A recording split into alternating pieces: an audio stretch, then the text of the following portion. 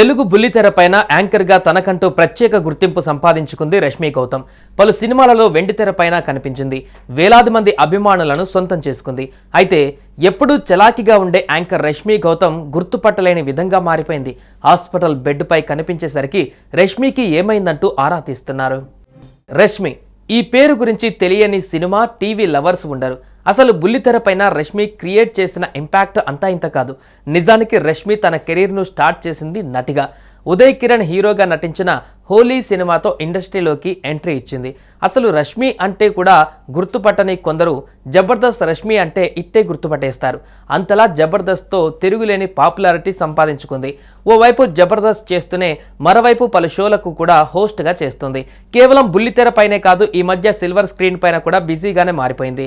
ఇక ఇదిలా ఉంటే తాజాగా రష్మి గౌతమ్ హాస్పిటల్ బెడ్పై కనిపించి అందరికీ షాక్ ఇచ్చింది.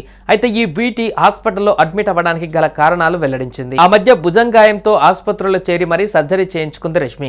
అయితే ఇప్పుడు తాజాగా మరోసారి తన ఆరోగ్య పరిస్థితిని వివరిస్తూ ఒక పోస్టుని సోషల్ మీడియాలో షేర్ చేసింది రష్మి గౌతమ్. గత కొద్ది రోజులుగా తన ఆరోగ్యం ఏమీ బాగోలేదని, జనవరి నుంచి కంటిన్యూగా తనకు రక్తస్రావం అవుతుందని తెలిపింది. భుజాలు కూడా ఎక్కువగా నొప్పి వస్తున్నాయని, ఆ బాధను భరించలేక ఈ సమస్య గురించి తాను వైద్యులను కలవాల్సి వచ్చిందన్నారు. అయితే ఇలాగలాగో మార్చి 29 వరకు తాను మేనేజ్ చేయగలిగాను, కానీ ఆ తర్వాత తన ఆరోగ్యానికి ఏదో తేడా కొడుతుందనే అనుమానం కూడా వచ్చిందని, అందుకే తన వర్క్ పూర్తి చేసుకుని మరీ హాస్పిటల్కి వచ్చానని తెలిపింది. ఇక రష్మి గత కొద్ది రోజులుగా తనకు విపరీతమైన రక్తస్రావం, ఒళ్ళు నొప్పులు కూడా ఎక్కువగా వచ్చాయని, చివరికి తన హిమోగ్లోబిన్ స్థాయి కూడా 9కి రావడంతో ఏం జరుగుతుందో అర్థం కాక హాస్పిటల్లోకి చేరానని అన్నారు. అయితే ఏప్రిల్ 18న ఆపరేషన్ పూర్తయిందని, ఇప్పుడు తాను క్షేమంగా ఉన్నానని పోస్ట్ చేసింది. తనకు 5 రోజుల పాటు తోడుగా ఉన్న కుటుంబ సభ్యులకు, హాస్పిటల్ టీంకు, స్నేహితులకు ధన్యవాదాలు తెలిపింది రష్మి గౌతమ్.